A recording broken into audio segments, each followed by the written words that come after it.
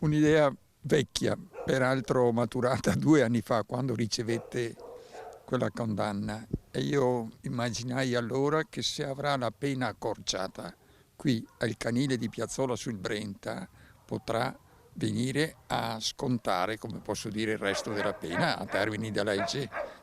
Ecco.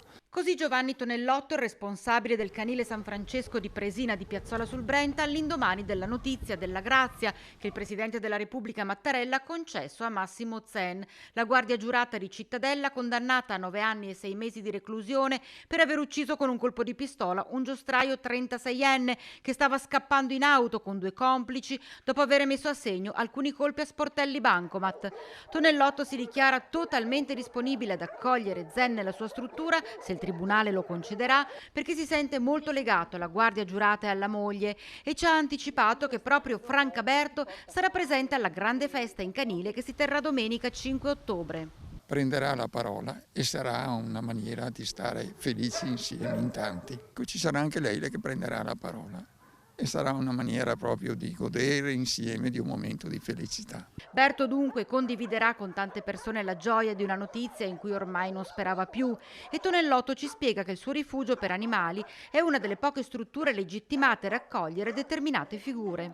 Agiamo in convenzione con il Tribunale di Padova, il quale a sua volta è collegato al Ministero della Giustizia, e in virtù di questa convenzione possiamo accogliere, secondo le regole che ci sono state dettate, queste persone. Quando gli chiediamo come gli è venuta l'idea di invitare Zen, una volta uscito di prigione, a lavorare nel canile, Tonellotto non ha dubbi. Sono partito dall'idea che a lui piacciono molto i cani, secondo che è molto esperto con i cani, che io ho bisogno di persone a cui piacciono i cani e che sono esperti degli stessi.